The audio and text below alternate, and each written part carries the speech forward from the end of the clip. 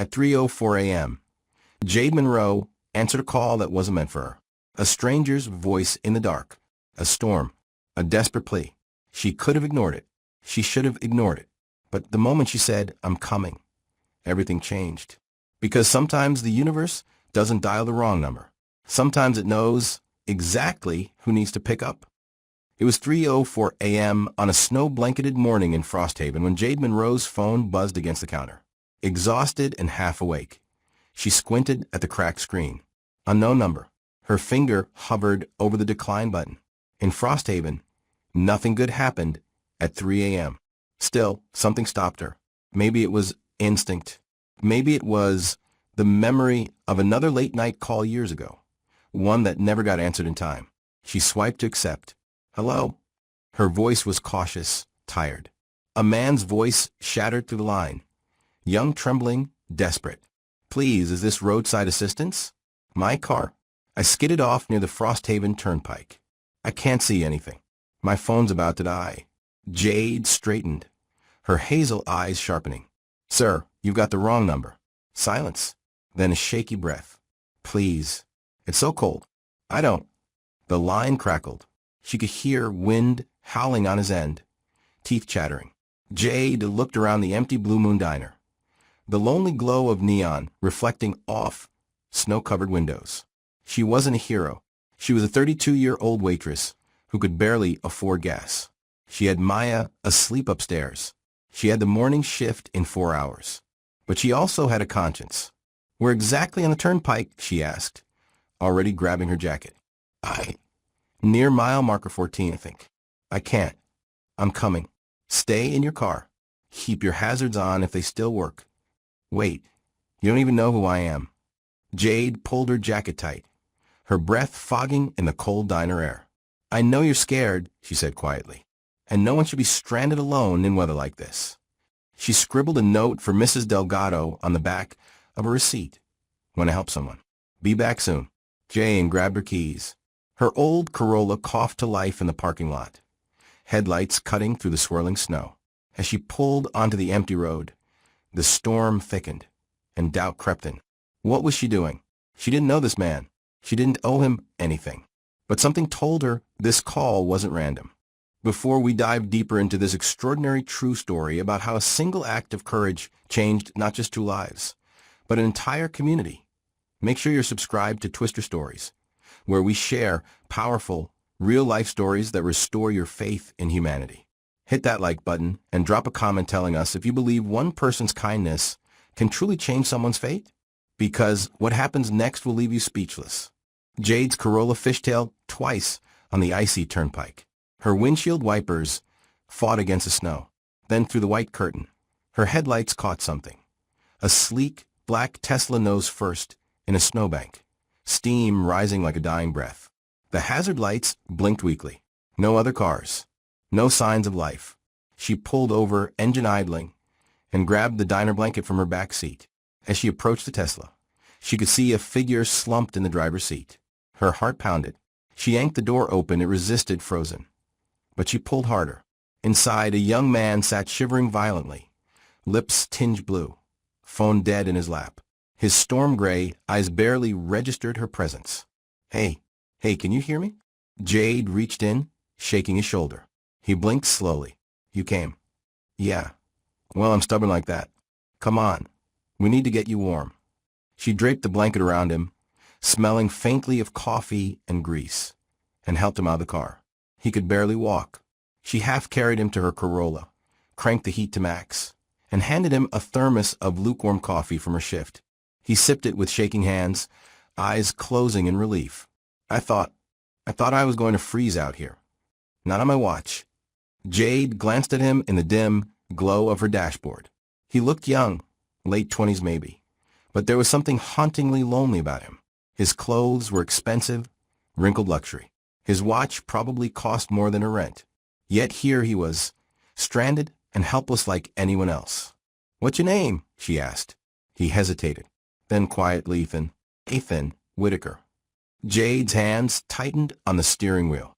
The name hit her like ice water. Whitaker, Frosthaven's ghost billionaire. The reclusive tech heir who lived in that sprawling estate overlooking the lake. The one everyone whispered about, but no one ever saw. She turned to him, eyebrow raised. "You're that Whitaker?" He nodded, embarrassed. "Yeah, that one." "Well, Mr. Whitaker," she said, pulling back onto the road. "You picked a hell of a night to go for a drive."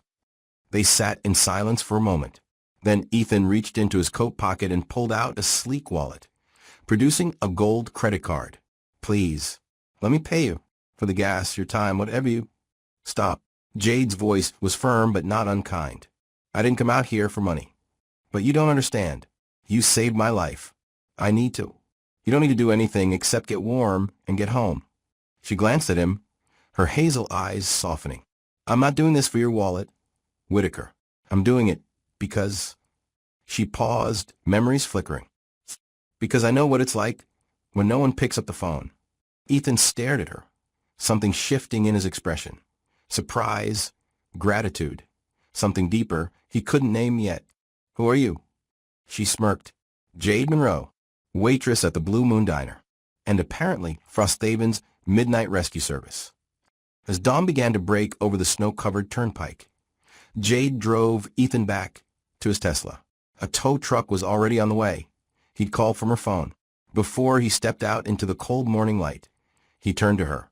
"Thank you, Jade Monroe," he said, his voice steady now, but weighted with emotion. "You didn't have to do that." She shrugged, brushing snow from her curls. "Yeah, well, wrong number, right?" But even as she said it, something in her chest tightened, because deep down she knew it didn't feel wrong at all. The next morning, as Jade poured coffee for the early shift truckers at Blue Moon Diner, she couldn't stop replaying the night in her mind. The fear in his voice, the blue tint to his lips, the way he looked at her, like she was the first real person he'd seen in years. She'd heard the stories about Ethan Whitaker, the boy genius who sold his company for millions, the recluse who shut himself away after his grandfather died, the ghost of Frosthaven. But last night, he wasn't a ghost. He was just a man freezing and alone. She didn't expect to see him again. People like him didn't come back to diners like this. But a week later, the bell above the door chimed, and there he stood. Jade was balancing 3 plates of pancakes when she heard Mrs. Delgado whisper, "Well, would you look at that?" She glanced up and nearly dropped everything. Ethan Whitaker stood in the doorway of Blue Moon Diner, looking like he'd wandered into the wrong dimension. His charcoal wool coat probably cost more than Jade's car. His tousled chestnut hair was still damp from the snow, and his storm-gray eyes scanned the room nervously until they found her. The diner went quiet. Frosthaven was a small town. Everyone knew the Whitaker name, even if no one had seen the heir in over a year. Jade set the plates down carefully, wiped her hands on her apron, and walked over. "You again." She crossed her arms, a smirk tugging at her lips. "Lose another Tesla?" Ethan's shoulders relaxed, and he smiled, shy, almost boyish. "No, I owe you breakfast." She raised an eyebrow. "Pretty sure I already fed you lukewarm coffee and a diner blanket. Then lunch?" He hesitated. "Or just let me sit here and buy you waffles while you're on shift?" Jade laughed, despite herself. "You're really bad at taking no for an answer, aren't you?" "Terribly," he admitted. She glanced at Mrs. Delgado, who was grinning like she'd just won the lottery. The older woman shooed her toward a booth. "Go. I've got the counter." Jade sighed, grabbed 2 mugs, and slid into the booth across from Ethan. "Fine, but I'm ordering the expensive waffles." "Deal." They sat there, awkward at first, 2 people from completely different worlds trying to find common ground over syrup and butter. But slowly, the conversation started to flow. "So," Jade said, pouring them both coffee, "what does a billionaire do all day? Count money? Build rocket ships?" Ethan chuckled. "Mostly avoid people and feel guilty about counting money." "Sound exhausting." "It is, actually." He stirred his coffee absently.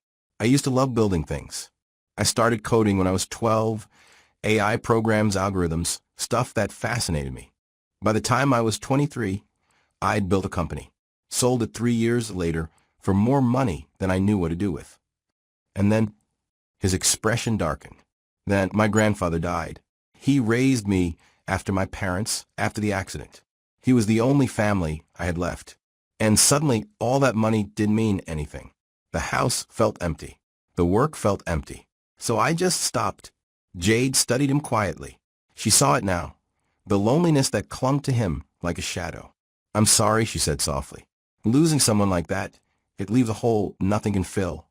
Ethan looked up, surprised by her sincerity. You sound like you know. I do. Jade leaned back, her hazel eyes distant. Lost my mom when I was 9. Cancer. Foster care after that. Then I had Maya when I was 19.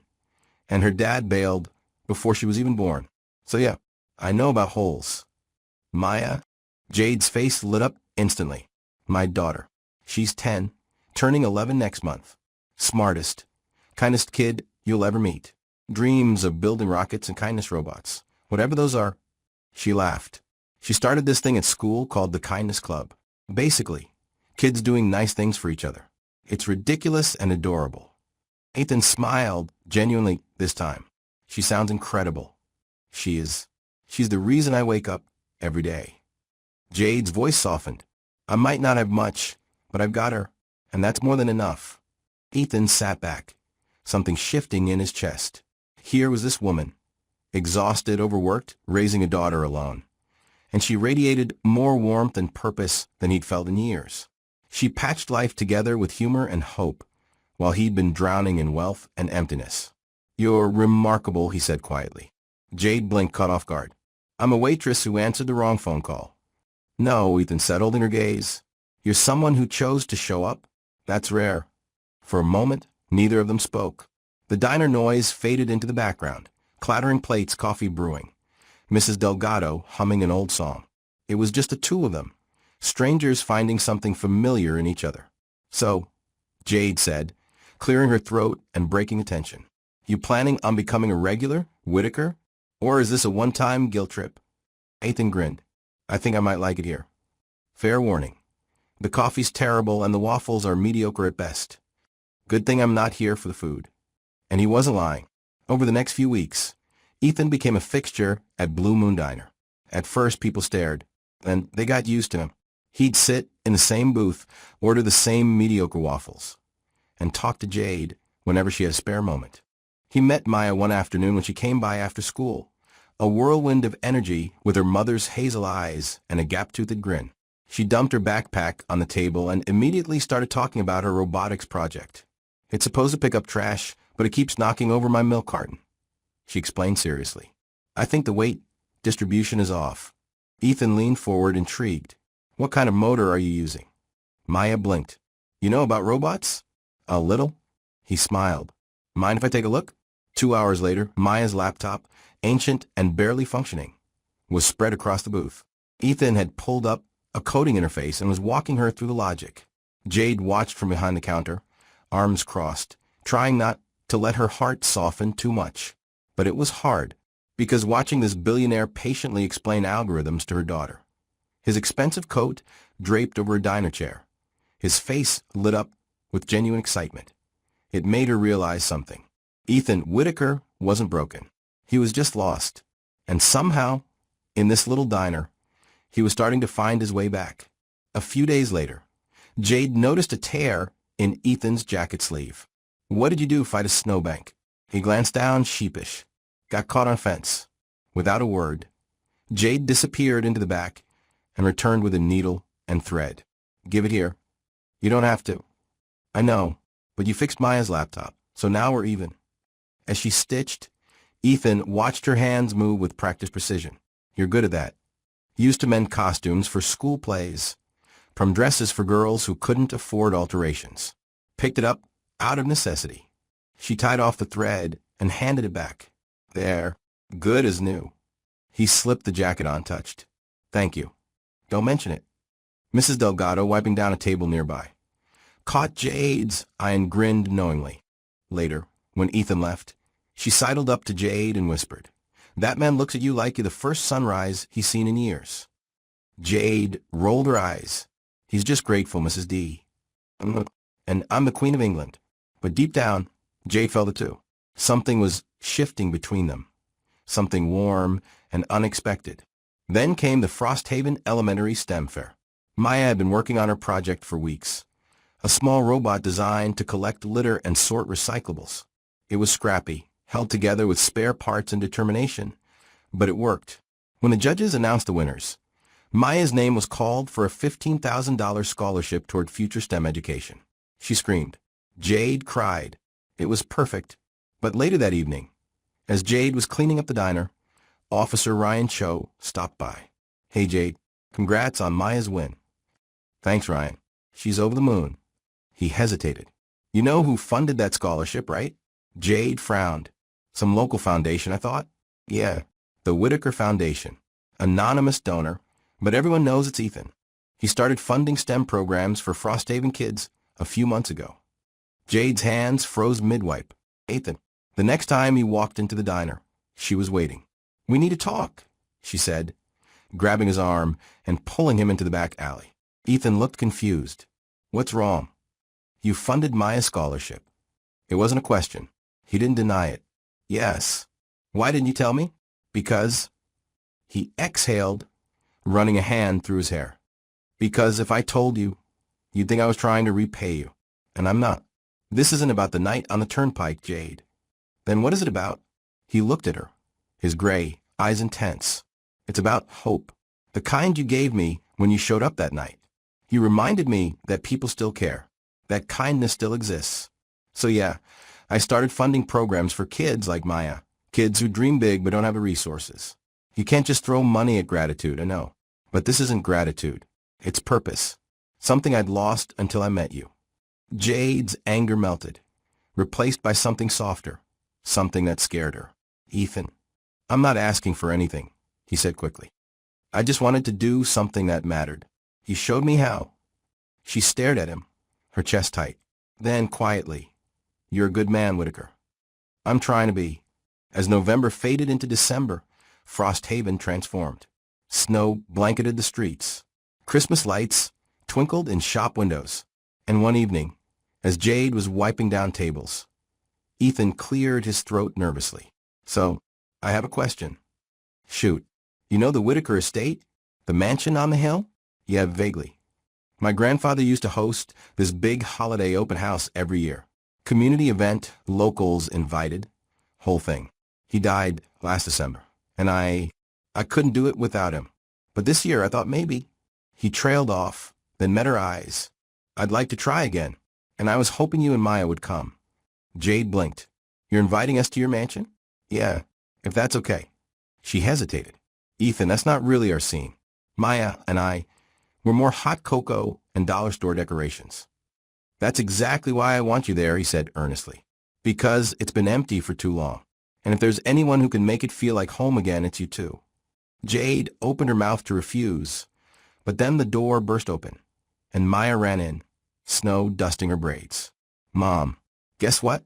Ethan invited us to a mansion for Christmas. She must have overheard through the window. Can we go? Please, please, please. Jade looked at her daughter's pleading eyes, then at Ethan's hopeful expression. She sighed. Fine, but I'm not wearing a gown. Ethan grinned. You can wear your apron for all I care. Maya squealed and hugged them both. 3 weeks later, on Christmas Eve, Jade's old Corolla climbed the winding road toward Whitaker Estate. Snow sparkled under the moonlight, and ahead through the trees, the mansion glowed like something out of a dream. Every window lit, every archway draped in garland. Maya pressed her face to the window, breathless. It looks like a fairy tale. Jade gripped the steering wheel, nerves fluttering in her stomach. She didn't know it yet, but tonight would change everything. Because sometimes the universe doesn't dial the wrong number. Sometimes it knows exactly who needs to answer. Jade's Corolla crunched over fresh snow as they pulled up the circular driveway. The Whitaker estate rose before them like something out of a winter dream. 3 stories of stone and glass, every window glowing warm against the cold night. Garland wrapped the columns. White lights cascaded from the roofline. Through the tall windows, Jade could see figures moving, guests in their holiday finest, crystal glasses catching the light. She killed the engine and sat there, suddenly frozen. Mom. Maya tugged her sleeve. Aren't we going in? Jade swallowed hard. Yeah, just give me a second. This wasn't her world. She was a waitress who lived paycheck to paycheck, whose nicest outfit was a second-hand sweater. What was she doing here? But before doubt could root any deeper, the front door opened. Ethan stepped out onto the wide porch, snow dusting his shoulders. When he saw them, his whole face changed, the careful, guarded expression melting into something real, something relieved. He jogged down the steps, breath fogging in the cold. You came. Jade climbed out slowly. You invited us. It would have been rude not to show. But Ethan wasn't looking at her with politeness. He was looking at her like she was the reason the lights were on at all. Come on, he said gently, opening Maya's door. There's hot chocolate and a grand piano with your name on it. Maya's eyes went wide. A real grand piano? The realest? She bolted toward the house, her red coat a blur against the snow. Jade moved to follow, but Ethan caught her hand. Hey, thank you for coming. I know this isn't. It's fine, Jade said, squeezing his fingers briefly before letting go. Let's just hope I don't knock over any priceless vases. There are no priceless vases, Ethan said with a small smile. My grandfather hated clutter. They walked inside together. The moment Jade stepped through the doors, warmth enveloped her, not just from the massive fireplace crackling in the great hall, but from the life humming through the rooms. Guests mingled near elegant tables laden with food. Soft jazz played from somewhere unseen. The scent of pine and cinnamon hung in the air. But Ethan was right. Despite all the beauty, despite the laughter and conversation, something about the space felt hollow, like a stage set waiting for the real story to begin. Then Maya's laughter rang out. Heads turned. Jade followed the sound to a side room where an enormous grand piano sat gleaming under a chandelier. Maya was perched on the bench, fingers dancing over the keys, badly, chaotically, joyfully. She was making up a song, singing nonsense words, completely unaware that a dozen people had stopped to watch. Ethan stood in the doorway, and Jade saw something flicker across his face. Surprise. Then something deeper, grief, maybe, or memory. My grandfather used to play, he said quietly, voice thick. Every Christmas Eve, he'd sit right there and play carols for hours. After he died, I couldn't even look at it. Jade's heart twisted. Ethan. But hearing her, he swallowed. It doesn't hurt anymore. It just sounded like home. Maya hit a particularly wild chord and dissolved into giggles. A few guests chuckled warmly. An older woman near the fireplace wiped her eyes. And for the first time in over a year, the Whitaker estate felt alive again. Dinner was served in the grand dining hall. Long tables dressed in white linens, candles flickering, voices blending into a hum of warmth. Jade sat beside Maya, feeling out of place in her sweater and jeans among silk dresses and tailored suits. But Ethan had seated them near the head of a table close to him, and every time she caught his eye, he smiled like she belonged exactly where she was. As dessert was cleared, Ethan stood. The room quieted. He tapped his glass lightly, and all eyes turned toward him. Jade saw him take a breath, steadying himself. Thank you all for coming tonight, Ethan began, his voice steady but soft. This open house was my grandfather's tradition. For 20 years, he welcomed this community into his home because he believed that wealth without connection is just emptiness. When he passed, I lost sight of that. I shut these doors. I shut myself away. I thought I was protecting myself. But really, I was just disappearing.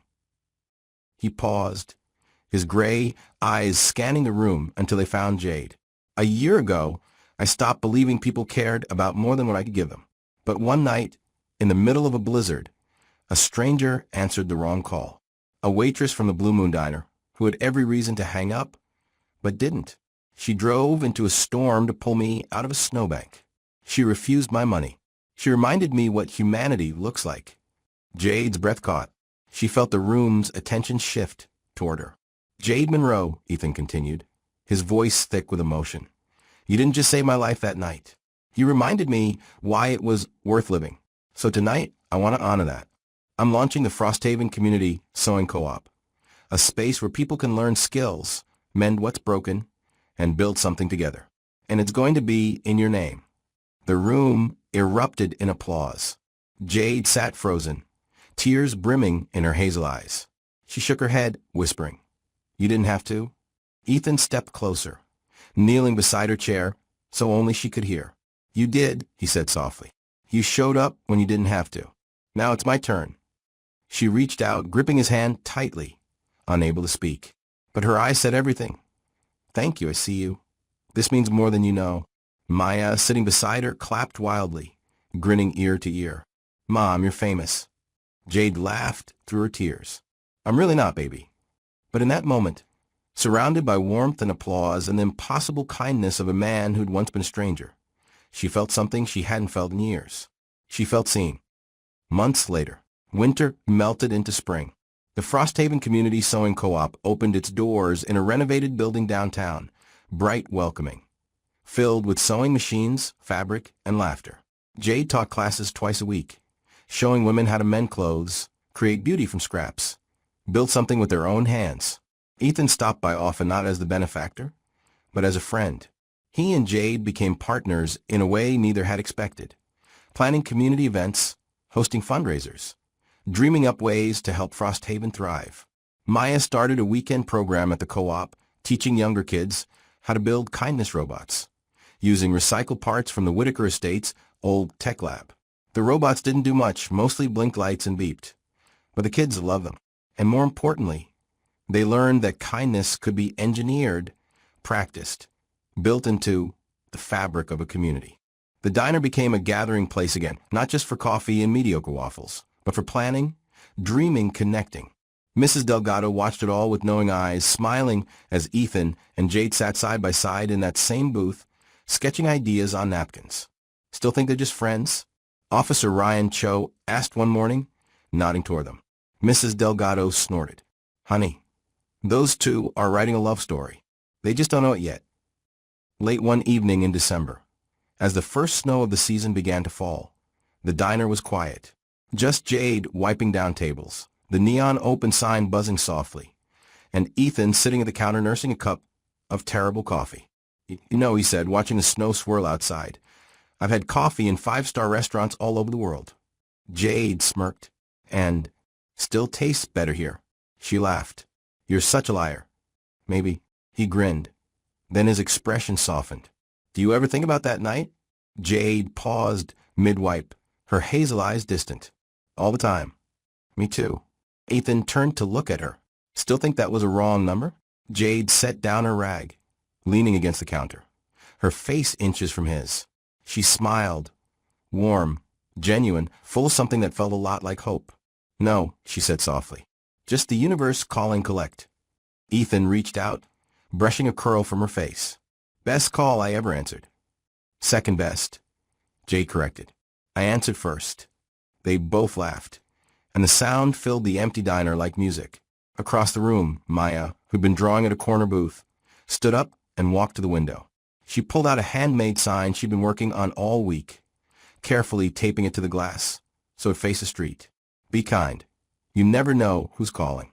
She stepped back, admiring her work, then turned to her mom and Ethan. Perfect, right? Jade's eyes misted. Perfect, baby. As the snow fell heavier, blanketing Frosthaven in quiet white, Maya's voice drifted through the diner, soft, wise beyond her years. Mom says sometimes the wrong calls are the right ones. You just have to pick up. And in a town where kindness had once felt like a dying language, it became the story everyone told, the waitress and the billionaire, the midnight rescue, the single act of compassion that changed everything. Because in the end, it wasn't wealth or status that saved them. It was showing up. It was answering the call.